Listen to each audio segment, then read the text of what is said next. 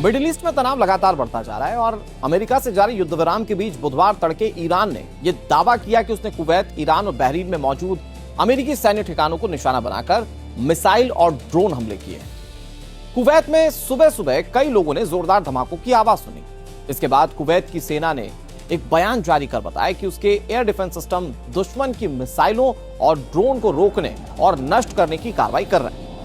इधर सेना ने कहा कि लोगों को जो धमाकों की आवाज सुनाई दी वे इन्हीं इंटरसेप्शन ऑपरेशंस की वजह से सुनाई दी। इधर अमेरिकी सेंट्रल कमांड सेंटकॉम ने ईरान के उस दावे को गलत बताया जिसमें कहा गया था कि ईरान ने बहरीन में यूएस नेवी के 5 बेड़े के मुख्यालय और एक अमेरिकी एयरबेस पर मिसाइल और ड्रोन हमला किया। सेंटकॉम ने बताया कि सभी हवाई खतरों को समय रहते रोक दिया गया। किसी भी अमेरिकी सैन्य ठिकाने पर हमला सफल नहीं हो पाया है। स्थिति गंभीर होने के चलते कुवैत की सेना ने लोगों के लिए एक और चेतावनी जारी। सेना ने कहा कि अगर कहीं मिसाइल, ड्रोन या उनके टुकड़े गिरे हुए दिखाई दें तो लोग उसे हाथ में ना लें, उसके पास ना जाएं। अधिकारियों ने कहा कि ऐसे मलबे से लोगों की जान को खतरा हो सकता है। रक्षा मंत्रालय के आधिकारिक प्रवक्ता कर्नल सऊद अब्दुल अजीज अल ओतेबी ने नागरिकों और देश में रह रहे विदेशियों से अपील की है कि अगर उन्हें कोई संदिग्ध वस्तु मिले तो तुरंत इमरजेंसी नंबर पर जानकारी। उन्होंने लोगों से सिर्फ सरकारी और आधिकारिक स्रोत से ही जानकारी लेने और सुरक्षा निर्देशों का पालन करने को कहा। कुवैत की सेना ने अपने बयान में कहा कि देश की सुरक्षा बनाए रखने के लिए सभी लोगों का सहयोग बेहद जरूरी है। इस बीच ईरान के सरकारी टीवी चैनल IRIB ने दावा किया है कि अमेरिका की ओर से फारस की खाड़ी, हॉर्मुज स्ट्रेट और केश्म आइलैंड के आसपास हुए हमलों के जवाब में कुवैत में अमेरिकी सैन्य ठिकानों को निशाना बनाया गया। हालांकि इस दावे की अभी तक कोई भी इंडिपेंडेंट सोर्स ने पुष्टि नहीं की है। उधर बहरीन के गृह मंत्रालय ने चेतावनी सायरन बजाएं और लोगों से शांति बनाए रखने की अपील की। मंत्रालय ने नागरिकों और निवासियों से कहा है कि वे नजदीकी सुरक्षित स्थानों पर चले जाएं, अधिकारियों की ओर से जारी सभी सुरक्षा निर्देशों का पालन करें। ईरान के सरकारी ब्रॉडकास्टर IRIB ने सोशल मीडिया प्लेटफॉर्म X पर कुछ वीडियो शेयर किए और इसमें दावा किया गया कि बहरीन के आसमान में मिसाइलें गरज रही हैं। मध्य पूर्व में सैन्य अभियानों की निगरानी करने वाले सेंट्रल कमांड ने एक बयान में कहा कि अमेरिकी सेनाओं ने ईरान की कई बैलिस्टिक मिसाइलों और ड्रोन्स को सफलतापूर्वक नाकाम किया। इससे यह भी बताया गया कि ईरान के हमलों के जवाब में केशन द्वीप पर हमला किया गया। बयान में कहा गया कि ईरान ने अपने पड़ोसी देशों की ओर कई बैलिस्टिक मिसाइलें दागी, हालांकि उनमें से कोई भी अपने लक्ष्य तक नहीं पहुंच पाई। कुवैत पर दागी गई 2 ईरानी मिसाइलें या तो लक्ष्य से पहले गिर गई या रास्ते में टूट गई। बहरीन पर दागी गई 3 मिसाइलों को अमेरिका और बहरीन की वायु सेनाओं ने तुरंत रोक दिया है। इन सबके बीच ट्रंप की ओर से नेतन्याहू को फटकार की खबर ने खलबली मचा दी। इस मुद्दे पर रक्षा विशेषज्ञ क्या कहते हैं, ये आपको सुनना चाहिए। देखिए, ट्रंप ने जो नेतन्याहू को कहा, जो कि अखबारों में आ रहा है, नेतन्याहू के लिए ये एक वार्निंग बेल होनी चाहिए। 1 दूसरा, ट्रंप ने जो कहा एक्चुअली सच कहा।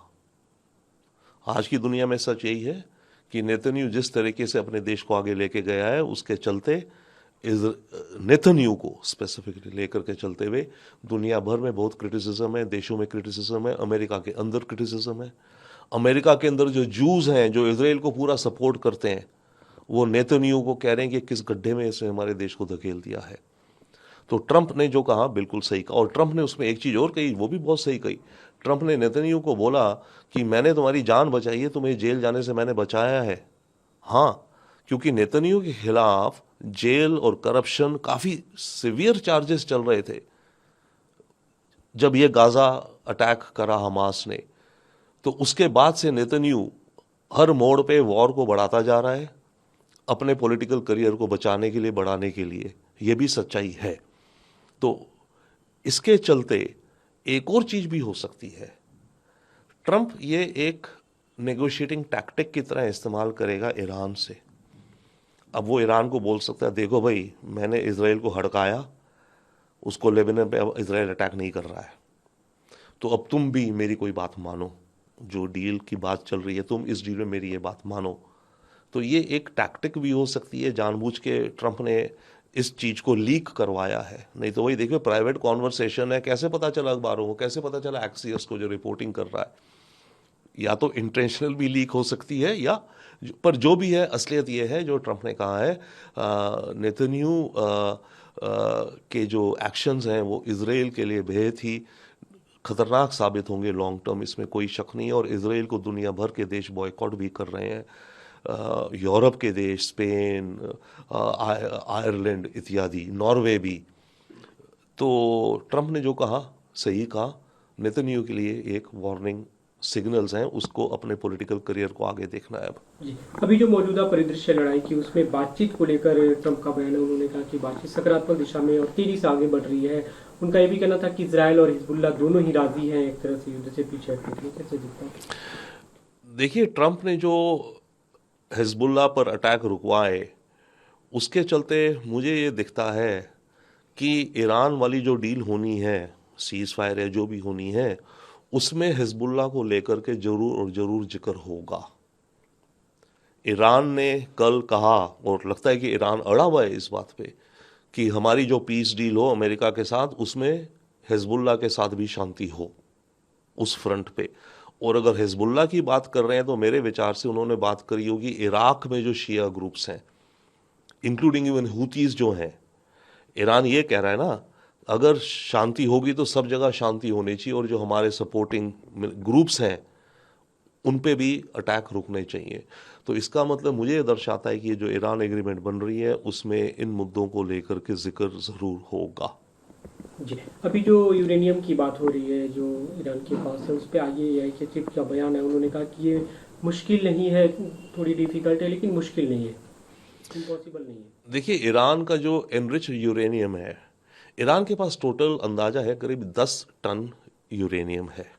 ओके, एनरिच्ड कम मात्रा में 2%, 3%, 3.5% जो कि पावर यूरेनियम प्लांट उसका एक है उसमें लगता है। जो हाईली एनरिच्ड है वो ईरान के पास है करीब शायद 450 मानो 500 किलो, सभी की नज़र उस पे है। और उसके बाद है 20% एनरिच्ड जो कि करीब 1 टन है या 2 टन है। ओके, नाउ जो फोकस है इस हाईली एनरिच्ड 60% वाले पे है। अब बात यह कि ये पता नहीं है कि है कहाँ। अमेरिका ने तो बम गिराए थे, बड़े बड़े bunker buster, mother of all bombs, पहाड़ियों में जहां पर नीचे इनके न्यूक्लियर फैसिलिटीज थी।